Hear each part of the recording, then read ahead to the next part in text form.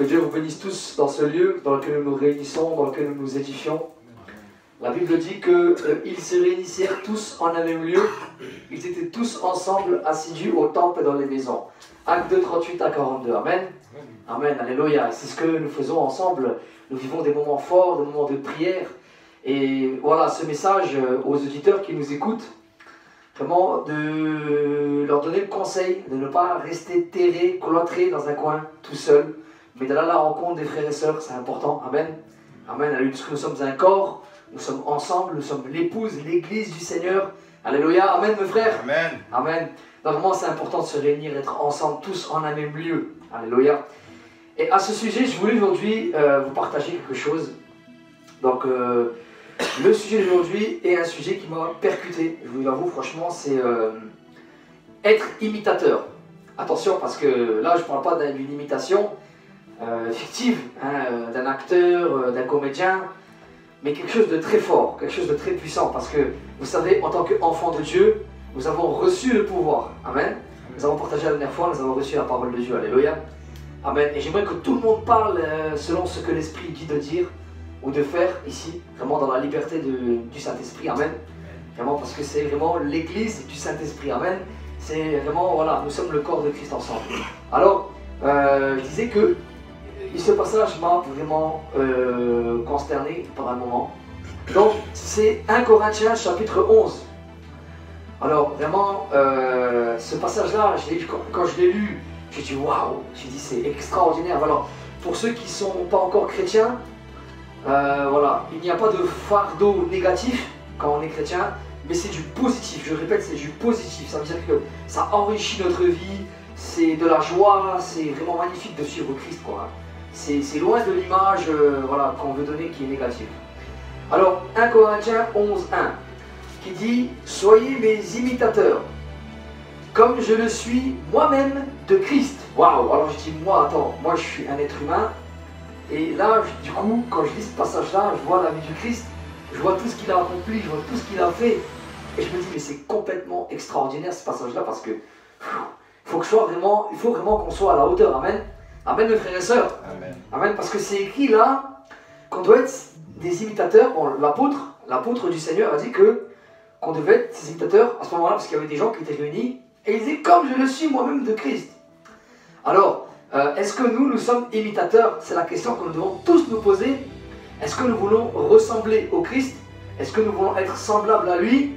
Ou est-ce qu'on veut faire comme ça nous arrange, comme ça nous plaît? C'est ça la question qu'il faut se poser, mes frères et sœurs. Amen. Parce que réellement, on a tous en commun cette parole vivante que nous avons reçue, ce pouvoir qui nous a été conféré, qui vient de Dieu. Et alors, à partir du moment-là, on rentre dans une nouvelle naissance, comme on l'avait la dernière fois, dans le passage d'édification que j'avais fait. Et j'aimerais encore vraiment partager donc, les passages qui vont suivre. Donc dans le livre de Matthieu, vraiment le livre de Matthieu, alors il y avait le passage du verset 24 qui dit ceci. Et là c'est la parole du Seigneur. C'est Apocalypse 19, 13. C'est son nom, c'est la parole de Dieu. Amen. Et c'est cette parole-là qui a fait de nous des enfants de Dieu, qui nous a donné le pouvoir. Alléluia, qui nous a donné le pouvoir de devenir enfants de Dieu. C'est cette parole-là qui va parler maintenant. Dans Matthieu 10, 24, il dit « Le disciple n'est pas plus que le maître, ni le serviteur plus que son Seigneur. » Voilà, donc, voilà, il suffit au disciple d'être traité comme son maître et au serviteur comme son Seigneur. S'ils ont appelé le maître de la maison Baal-Zéboul, à combien plus forte raison appelleront-ils ainsi les gens de sa maison? Ne les craignez donc point. Voilà, donc, et il y a un autre passage en parallèle qui dit « Tout disciple sera comme son maître. » Amen. Donc, et c'est la parole du Seigneur. Donc vraiment, on doit se poser la question. Donc déjà, ne pas craindre, c'est la première chose. Des a priori. Parce que les gens vont peut-être venir vous voir en vous disant, toi tu es chrétien, mais tu viens du diable. Toi tu prétends être si saint, mais tu es du diable. Alors le Seigneur nous dit quoi ici? Il est clair là-dessus. Alléluia. Amen. Le Seigneur nous dit clairement, hein, s'ils ont appelé le maître de la maison, donc Yeshua, donc Jésus-Christ, ils l'ont appelé. Vous imaginez-vous, il l'a appelé comme ça, hein, c'est un nom de démon là.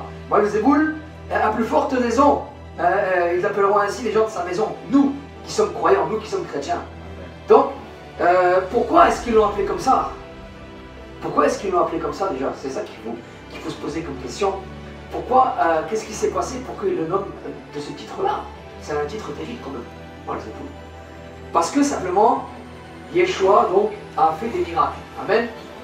Et qu'est-ce qu'ils disaient les gens quand ils faisaient des miracles? Ils disaient que c'était un démon, c'est par un démon qui faisait des miracles. Alors que non, ces miracles-là venaient directement de Dieu. Amen.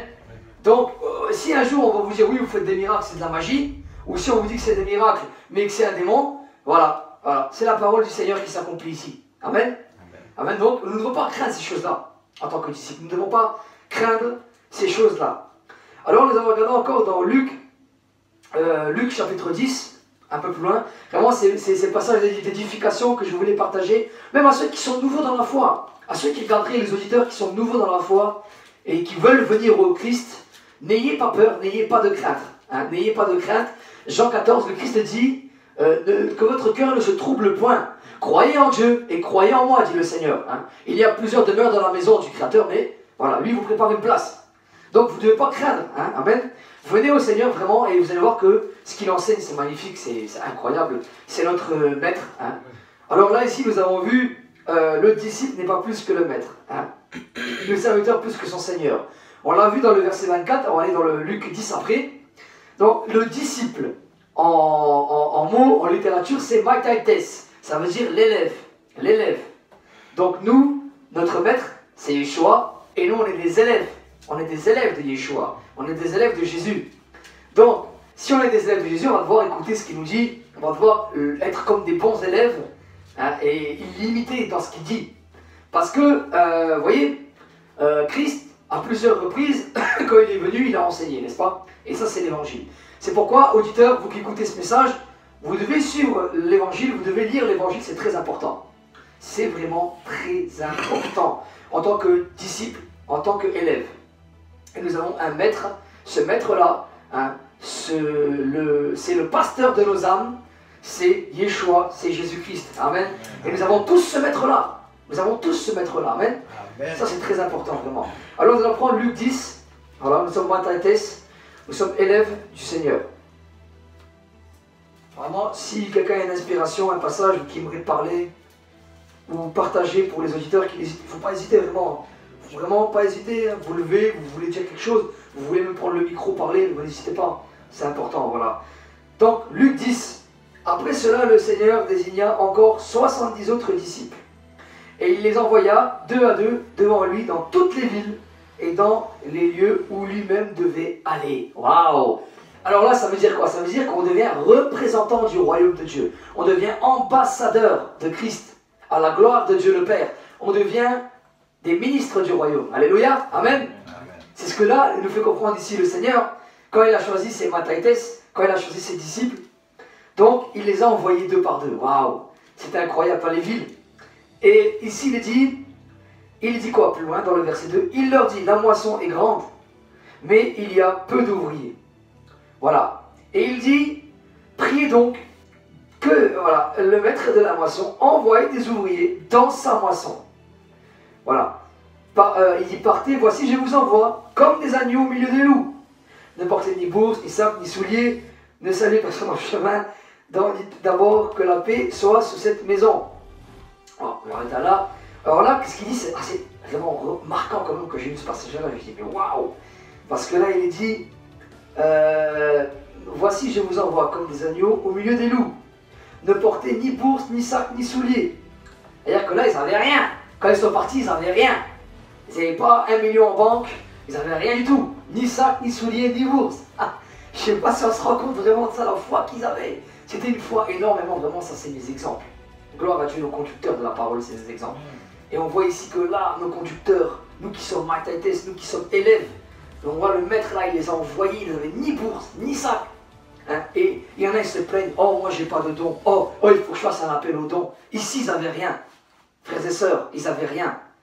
Là, il n'y avait pas d'appel au don. Il n'y avait ni bourse, ni sac, il n'y avait rien du tout. Est-ce qu'on est comme ça? Amen. Moi, je veux qu'on soit comme ça, mes frères et sœurs. Alléluia. Amen. Même si on n'a pas de don, même si on ne va pas appeler là, c'est pas grave. Le Seigneur va pouvoir quand on va aller sur le terrain. Amen. Alléluia. Il va pouvoir. Amen, amen. Donc ici on voit là vraiment, c'est incroyable. Ce passage-là, c'est incroyable. Ça me transporte, moi, quand je vois ça, vraiment. Alors il dit quoi? La moisson est grande, mais il y a peu d'ouvriers. Vous savez, frères et sœurs, dans une moisson, quand on fait le champ, si après il y a la récolte, ça vient. Ben, il faut des ouvriers parce que sinon, on ne peut pas consommer le produit. Amen. On ne peut pas consommer le produit. Donc pour que la moisson soit bonne, il faut qu'il y ait des ouvriers. Amen. Donc nous, en tant que serviteurs, en tant que disciples, en tant que matates, en tant qu'élèves, on est légitimement, selon la parole du Seigneur, des ouvriers. Et ça, il faut se le rappeler parce que aujourd'hui, beaucoup de frères et sœurs ont oublié qu'on était des ouvriers dans la moisson. Amen. Et vraiment, c'est une exhortation aussi pour ceux qui sont déjà dans la foi. Vraiment parce qu'on est des serviteurs du Seigneur. Et ça, c'est très important de le souligner vraiment. Je tenais encore à l'ajouter vraiment que personne ne vous décourage, que personne ne vous culpabilise à ce sujet-là, parce que vraiment le Seigneur a été clair là-dessus.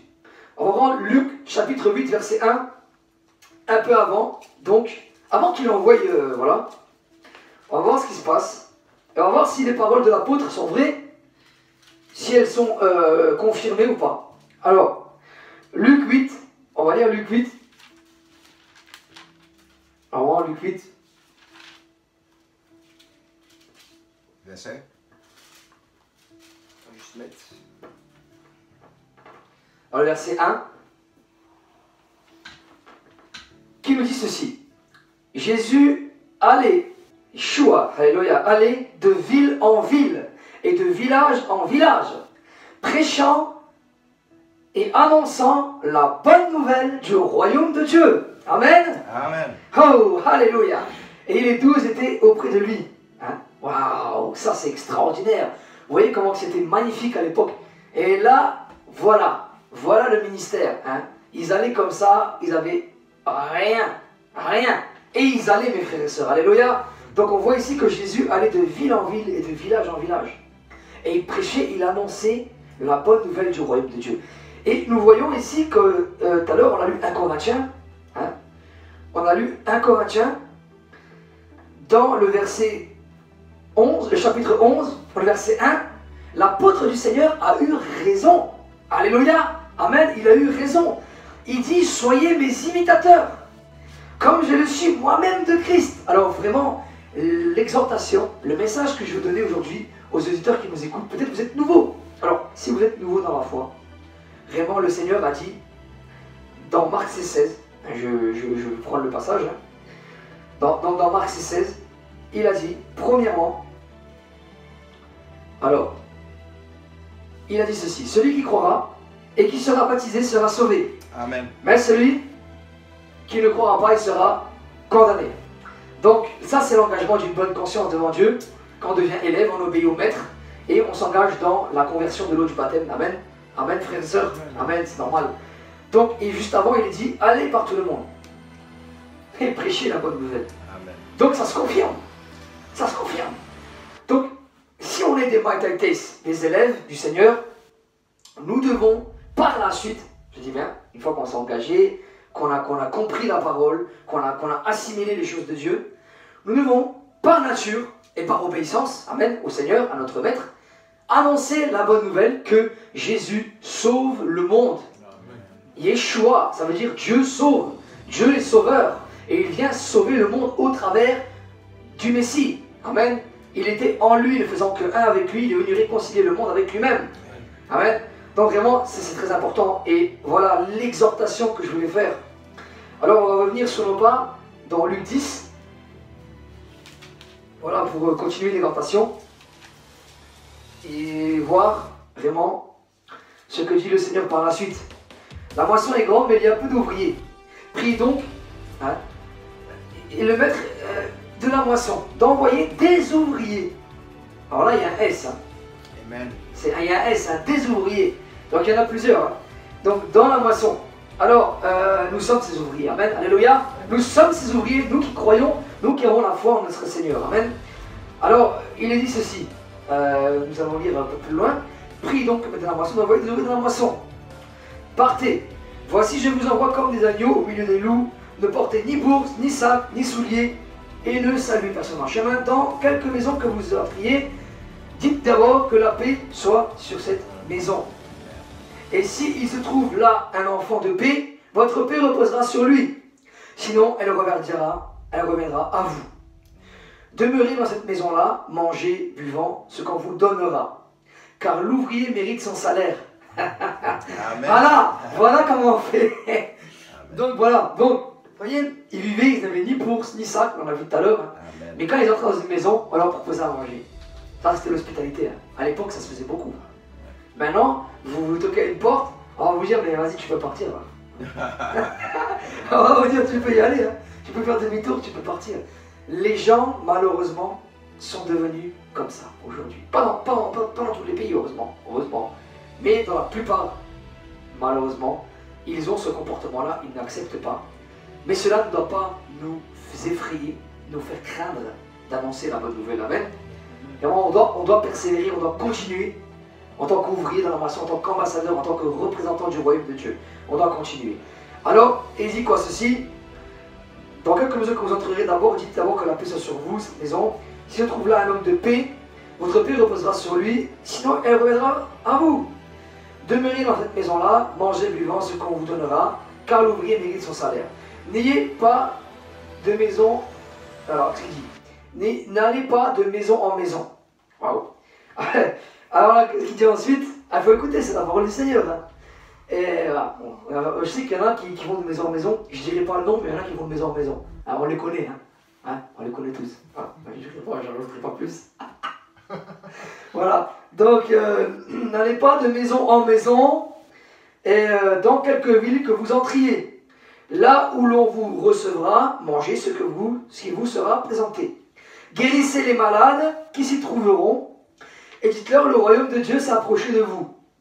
Mais dans quelques villes que vous entriez et où on ne vous recevra pas, allez donc, et qu'est-ce qu'il dit ici, dans ces rues et dites, nous secouons contre vous la poussière même de votre ville, qui s'est attachée à nos pieds. Sachez cependant que, que le royaume de Dieu s'est approché. Je vous dis qu'en ce jour, Sodome sera traité moins rigoureusement que sur cette ville-là. Allez, dit malheur à Corazine, etc. Parce qu'il y a des villes à l'époque, mes frères et sœurs, qui n'acceptaient pas l'évangile. Il y a des villes qui rejetaient l'évangile du Seigneur. Et quand les gens leur apportaient la parole, on disait ils sont fous, ils sont pleins de vin doux, on se moquait d'eux. Et on les repoussait. À ce moment-là, les apôtres, ils faisaient... Ils secouaient la poussière des pieds. Voilà, c'est tout. Et ils partaient. Voilà, ils allaient ailleurs dans un autre lieu. Donc, on ne doit pas se décourager, ça ne doit pas nous arrêter. Parce que sinon, ça serait écrit que les apôtres, ils auraient arrêté. Ça serait écrit, non? Si on se fait rejeter, on arrête, ça veut dire que les apôtres, ils auraient fait pareil, mais là, ils auraient fait pareil, c'est dans un autre lieu. Donc, ça veut dire quoi? Ça veut dire que quand on rentre dans la foi, il y a des gens qui ne vont pas être d'accord avec nous. Malheureusement. Donc, vous auditeurs qui écoutez, quand vous allez vous engager dans la foi, malheureusement, il y aura parfois des personnes qui ne vont pas être totalement d'accord avec vous. Et ça ne doit pas vous décourager, ça ne doit pas vous affecter. Parce que le Seigneur a subi des outrages. Mais pire que cela, il a été craché dessus. On lui a flagellé des coups de fouet. Voilà, on l'a traîné avec le poteau jusqu'au mont de Golgotha, au lieu du crâne. Et on lui a donné du vinaigre, on s'est moqué de lui, on a dit roi des Juifs, on lui a mis une couronne d'épines. On lui a fait tout ce qui était possible, malheureusement, il a souffert. Donc nous, ça, c'est rien à côté de ce que lui, il a subi. Vraiment, c'est rien, mes frères et sœurs. Amen. Amen. Ce que lui, le Seigneur, il a subi, nous, on est ses élèves. Mais ce que lui, il a subi, c'est vraiment énorme. C'est énorme.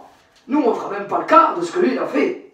Donc vraiment, Si maintenant, toi, mon frère, ma soeur, toi qui écoutes ce message sur YouTube en différé ou autre, tu l'écoutes, j'aimerais te dire une chose. Si maintenant, tu as dans ton cœur le besoin, tu ressens le besoin d'aller apporter la bonne nouvelle, fais-le. N'aie pas peur, n'aie pas craint. Ne crains pas les hommes. Ne crains pas les hommes. Car Dieu est plus puissant qu'un homme.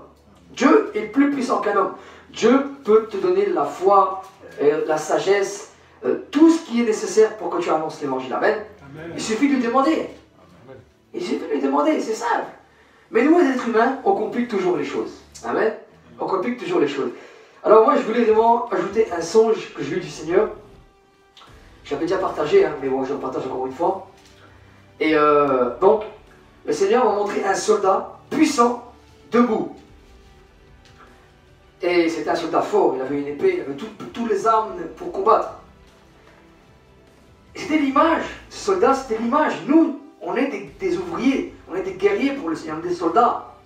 Et il m'a dit, le Seigneur, va annoncer l'évangile, je serai avec toi. Va dire à mon peuple qu'ils doivent annoncer la bonne nouvelle, je serai avec eux. Voilà. Donc, moi, je répète ce que le Seigneur m'a dit en songe pour tous ceux qui écouteront ce message. Vous n'êtes pas trop petit, vous n'êtes pas assez, ou je ne sais quoi, assez fort. Ou... Tout le monde a la capacité, tout le monde peut dire Jésus sauve. Amen. Tout le monde peut le dire ça. Amen. Amen. Tout le monde peut le dire. Si maintenant on ne veut pas le dire, ben c'est qu'on doit encore demander au Seigneur, demander qui nous exhorte, qui nous renouvelle pour qu'on puisse vraiment le faire. Et Dieu va le faire, tôt ou tard il le fera. Amen. Alors vraiment, je voudrais m'adresser maintenant aux auditeurs, vraiment qui ne sont pas encore convertis, qui regarderaient ce message. Voilà, être chrétien, c'est pas juste aller à la messe le dimanche, prendre le curé, l'Eucharistie, je sais pas quoi. Ce n'est pas ça. Être chrétien, c'est être disciple. Amen. Être matates, c'est être imitateur du Seigneur. Malgré qu'on est dans un corps de chair, hein, voilà, Romains 7 dit, hein, c'est le péché qui est en moi, hein, voilà, et dans mes membres, la loi du péché qui est dans mes membres. C'est vrai qu'on n'est pas parfait, malheureusement, mais on essaye d'être imitateur du Seigneur. Amen. Amen. Ça, c'est important. Donc, si on est imitateur du Seigneur, automatiquement, on va essayer de faire ce que le Seigneur fait.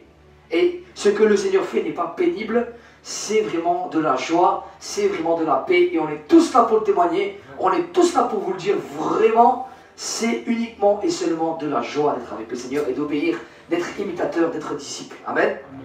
Alors moi, je vais peut-être laisser la parole aux frères et sœurs s'ils veulent parler par rapport à être disciple. Qu'est-ce que ça leur donne? Qu'est-ce que ça leur apporte? Et surtout, je ne sais pas, qu'est-ce que vous en pensez? Qu'est-ce que vous aimeriez leur dire? Alléluia. Yes. Que Dieu vous bénisse, mes frères et sœurs dans le Seigneur. Amen. Et vous êtes vachement bénis à travers la parole du Seigneur. Mais avant tout, j'aimerais bien vous saluer dans le livre de Jean, chapitre 6, verset 32. Amen. Il dit ceci. Jésus leur dit, en vérité, je vous le dis, Moïse ne vous a pas donné le pain du ciel, mais mon Père vous donne le vrai pain du ciel. Verset 33.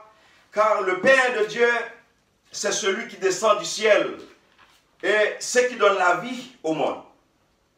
Il lui dit, Seigneur, donne-nous toujours ce pain. Amen. Amen. Amen. Verset 35. Jésus leur dit, je suis le pain de vie. Celui qui vient à moi n'aura jamais faim. Et celui qui croit en moi n'aura jamais soif. Amen. Alléluia. Combien parmi vous qui aimeraient avoir le pain de vie? Alléluia. Nous l'avons tous déjà. Amen. Amen. Alléluia. Jésus-Christ est le pain de vida. Jesus Christ is the bread of life. Alléluia. Alléluia. Eh bien, recevez le pain de vie qui est Jésus-Christ de Nazareth. Parce que la vie éternelle se trouve quand Jésus-Christ seul. Amen. Que Dieu vous bénisse tous. Alléluia. Alléluia. Alléluia. Alléluia. Amen, amen, amen, amen. Donc vraiment, il est le pain de vie. Vous savez, il faut même dire une chose très importante pour les auditeurs qui écoutent. Peut-être qu'ils ont écouté le message, mais vu qu'ils n'ont pas l'habitude de lire l'évangile, ils ne comprennent pas vraiment ce qu'il essaie de dire. Vous savez, dans le désert, le peuple d'Israël, dans la Torah, a tourné pendant très longtemps, et à un moment, ils eurent faim. Ils eurent faim. Et quand ils eurent faim, ils ont imploré le Seigneur pour avoir à manger. Amen. Et Dieu a fait un miracle. pour pas que le peuple meure de faim, il a fait descendre la manne, le pain. Et cette manne est descendue et ils ont mangé, ils ont survécu. Bien aimé. Voilà. Ça c'est dans la Bible, hein, c'est dans la Torah. Donc, et Jésus reprend cette image du pain. Il reprend la même image. Et il dit que lui maintenant, le Messie, le Sauveur, il descend, il est venu, il est descendu du ciel. Non pour perdre les âmes, les ramener dans la gêne, dans l'enfer, mais pour leur donner la vie, les ramener au royaume de Dieu, au paradis. Amen. Amen. Donc c'est ça la signification de ce passage-là que vous avez entendu. Jésus, Yeshua, donc, c'est le pain qui donne la vie. Amen. Donc comme la manne dans le désert, le pain qui est descendu du ciel pour nourrir les Israélites qui mouraient de faim, ainsi le Seigneur Jésus est descendu pour apporter la vie éternelle et ne permettre que les hommes et les femmes puissent entrer dans l'enfer, mais plutôt de les sauver. C'est cela le but du Seigneur. Amen. Il a venu apporter la vie. Alors c'est vraiment magnifique, c'est vraiment beau. Et c'est pour ça qu'on est des disciples du Seigneur.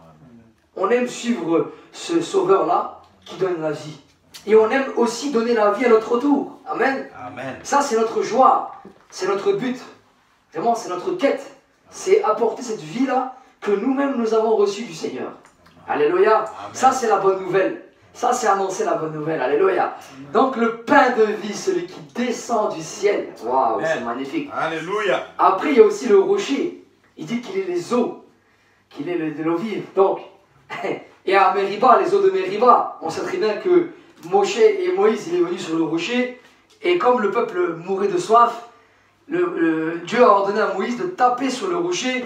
Et le rocher, il y a des eaux qui sont sorties miraculeusement. Amen. Et vous savez, aujourd'hui, peut-être, vous avez soif. Vous êtes là, vous regardez ce message, vous cherchez Dieu.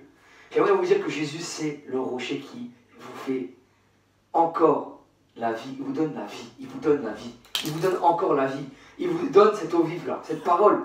Cette parole, c'est l'évangile. Amen. Amen. Alléluia. Amen. Vraiment. Alors, si quelqu'un veut encore ajouter quelque chose, vraiment, c'est très important. Je ne sais pas si quelqu'un veut dire encore un mot pour les auditeurs. Pour leur dire, pour leur témoigner vraiment que être disciple, c'est pas pénible. C'est une mauvaise image qu'on donne. C'est faux. C'est de la joie. Voilà, c'est de l'amour, c'est de la paix. Voilà, c'est magnifique. Donc voilà, cassons l'image, brisons l'image des disciples que c'est un fardeau, que c'est dur. Vraiment, c'est de la joie d'être un disciple. Amen. Amen. Que Dieu Amen. vous bénisse, mes frères. Je voulais parler par rapport au verset qu'il a parlé du télé, qui est Matthieu 10, et c'est vraiment important.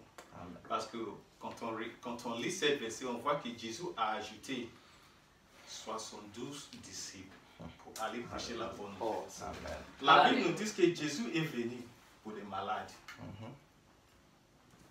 Dehors, il y en a beaucoup qui sont vraiment malades. Amen. Nous sommes été aussi, on était malades par la manque de connaissances. Mais quand on a eu la connaissance, on était guéris. Amen. Et cette guérison, est-ce qu'on va laisser cette guérison à nous d'être radins? Non. Jésus est venu. Alléluia. Jésus est venu, il nous a nourris. Il a nourri des disciples, des 12 disciples. Mais quand il a vu que la moisson, et, comment on dit en français, est grande, il a ajouté 72. Pour qu'eux, ajouter aux 12 qu'il avait déjà, aller faire la bonne nouvelle. Et Jésus, quand il est parti, il a laissé son part aux disciples. Et les disciples, ils ont laissé leur part aux autres. Et les autres, ils nous ont laissé cette part. Et aujourd'hui, nous avons devenu des disciples. Ce n'est pas parce que nous connaissons qu'est-ce que nous faisons, mais c'est par la grâce. Amen. Amen. Et cette grâce que nous avons, est-ce qu'on va laisser cette grâce en nous devenir radin? Non. Non. Il y a Alléluia. beaucoup qui sont malades dehors. Même juste devant ici, là, il y en a plein. Amen. Qui ont besoin Amen. de la manne qui est descendue du ciel. Amen. Nous avons mangé la manne. Notre ventre est rempli. Mais il y en a qui sont faits encore. Alléluia. On doit donner la manne aux autres aussi. Tu dois aller chercher cette manne et donner aux autres. Cet après-midi, grâce à Dieu, nous avons donné la manne aussi. Vous tous aussi, on a vraiment besoin tout le monde de donner cette manne à ceux qui ont vraiment besoin. Pourquoi? Parce que cette manne qu'on voit, c'est ténébreux comme j'avais dit l'autre fois. Mais nous qui sommes la lumière dans cette terre, on doit apporter cette lumière aux aux autres. Que les autres amènent cette lumière aux autres aussi. Amen. Cette lumière n'est rien d'autre que la parole de Dieu qui est Jésus-Christ. Amen. Béni au nom de Jésus. Amen. Alléluia. Alléluia, alléluia. Vraiment magnifique introduction et vraiment en terminaison avec le frère là, qui a développé encore d'autres choses, gloire à Dieu. Magnifique. Alors là, si vous voulez encore apporter, n'hésitez pas à vous lever, vous venez. C'est vraiment dans la liberté de l'Esprit Saint. Amen. Il y a les auditeurs qui sont là, ils nous écoutent. Amen. Ils vont entendre le message. Et vraiment, ils sont vraiment, je pense, interpellés par ce message aussi. Alors, nous allons voir un autre passage vraiment qui est important. Nous allons terminer sur ça vraiment, pour vraiment comprendre. Alors, vous savez, quand moi je rentre dans une classe, par exemple, je sais pas, voilà. À l'époque, il y avait un système, ça s'appelait les bons points. Quand tu obéissais bien, tu avais un bon point. Quand tu obéissais pas, voilà, tu avais un petit coup de doigt, un petit coup de règle sur les doigts, on te mettait au coin, on te punissait, tu faisais compter ou je sais pas. Il y avait un système comme ça, mais c'était pour obéir. Ok? Parce que si on obéissait, eh bien on arrive. Si on n'obéit pas, eh bien on n'arrive pas. Alors on va lire Matthieu 7. Matthieu 7. Alors on va lire le verset 24. Qui est très important parce que là c'est la parabole de la maison sur le roc et sur le sable. C'est vraiment une parole qui est très riche, très puissante dans la révélation. Parce qu'il faut la comprendre cette parole. Amen. Alors il est dit quoi dans le verset 24? C'est pourquoi quiconque entend, je pense que nous chrétiens on a tous entendu. Par contre les auditeurs, peut-être qu'ils n'ont pas encore totalement lu l'évangile, eux ils doivent bien entendre. Donc il faut que vous lisez ou qu'on vous en parle pour que vous entendiez, c'est normal. Donc il est dit quoi? Quiconque entend ces paroles, et là c'est Jésus, que je dis. Donc là c'est pas les paroles de Philippe, c'est pas les paroles de Rolando, c'est les paroles de Jésus qu'on parle là. Amen. Hein, on n'est pas des gourous, des loups. C'est les paroles de Jésus qu'on parle là. Amen. Donc il dit quoi? Ces paroles que je dis, et qu'est-ce qu'il fait là? Ah, c'est intéressant. Et les met en pratique. Donc maintenant, si moi, je donne un exemple, si mon père il va me dire, Philippe, tu prends pas l'épée là, parce que si tu la prends, tu vas te faire mal. On va dire que moi j'écoute pas. Je prends l'épée, et puis je vais me couper. Ben, je vais me faire mal, pourquoi? Parce que j'ai pas obéi. J'ai pas obéi à mon père qui m'a dit de ne pas toucher l'épée. Amen. Donc vraiment, quand Dieu me donne un conseil, c'est pas pour notre mal. C'est pas parce que wow, c'est trop dur, ouf, oh là là. Non, c'est pour notre bien, c'est pour nous protéger, c'est pour nous bénir. C'est ça le but vraiment de la parole du Seigneur. Amen. Donc la parole que je dis et la met en pratique. Il sera quoi? Semblable. Donc là c'est une image, il sera semblable à un homme prudent qui a bâti sa maison sur le roc. C'est-à-dire que là c'est solide. Quand c'est sur le roc, c'est solide. On ne peut pas casser. Voilà. Donc ici c'est écrit, la pluie est tombée, les torrents sont venus, les vents ont soufflé, elles se sont jetées sur cette maison. Elle n'est point tombée. Pourquoi? Parce qu'elle est bâtie, elle est fondée sur le roc. Donc le roc c'est une image. Le roc dans la Bible c'est l'éternel Yahweh, c'est Jésus. C'est Jésus, c'est Christ quoi. C'est cette parole là. Amen. Donc le roc là, voilà. Si on la met en pratique, cette parole, eh bien notre maison, elle ne s'effondre pas. Elle tient, amen. On a la vie éternelle, elle tient. Maintenant il y a une deuxième catégorie. Là on a vu la première catégorie. C'est, on l'a vu, on l'a écouté, celle qui met en pratique et que la maison elle tient, qu'il n'y a pas de problème. Maintenant la seconde c'est quoi? Mais quiconque entend ces paroles, et il est dit, quiconque entend ces paroles que je dis et ne les met pas en pratique, donc là c'est Jésus qui parle, toujours, hein, ne les met pas en pratique, qu'est-ce qu'il dit? Il sera semblable à un homme ou à une femme insensé qui a bâti sa maison sur le sable. Alors là, je ne vais pas choquer l'auditoire, les personnes qui seront en train d'écouter le message, mais si moi, mon papa, il me dit de ne pas aller sur le pont et de ne pas sauter dans le vide pour ne pas me cracher par terre et pour ne pas mourir, ben, je vais l'écouter. Si je ne le fais pas, c'est que je suis un insensé. C'est-à-dire que je vais sauter du pont et je vais me tuer. C'est un peu... Je dirais que si je le fais, si je vais le faire, ça sera stupide de ma part. Ça sera insensé de ma part de le faire. Parce que je sais très bien qu'en sautant du pont, ben, je vais mourir. Alors que Dieu m'a dit de ne pas le faire. Voilà. Vous voyez, bon, c'est une image un peu extrême, mais voilà. C'est pour expliquer l'approche que le Seigneur il a voulu donner ici. Donc, et là il a dit quoi? Un homme insensé qui a bâti sa maison sur le sable. Et le sable, on sait très bien quand on va à la mer ou quoi, on prend un petit château de sable, on souffle dessus, on met un petit coup, hop, le château de sable il s'effondre. Vous voyez, ça va vite.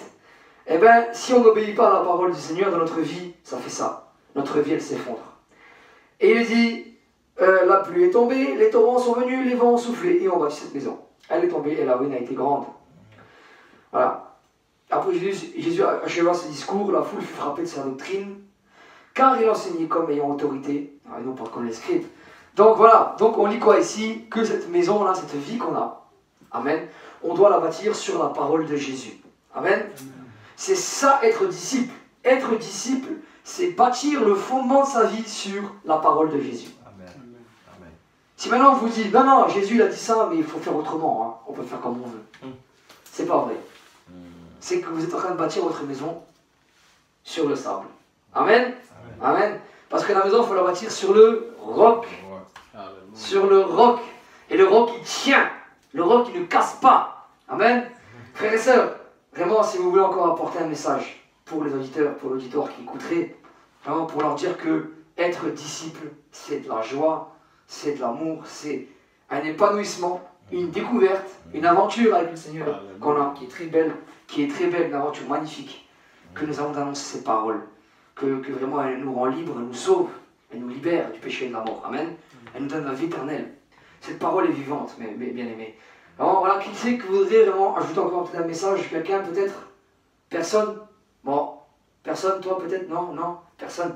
Eh ben je pense qu'on va arrêter là.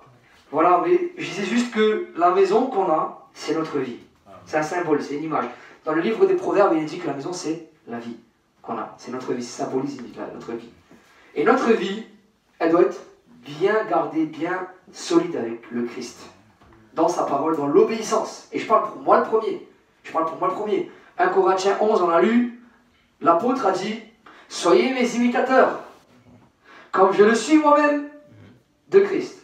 Donc là, c'est pas exagéré, c'est pour nous faire comprendre que nous, disciples, eh ben, on a une identité.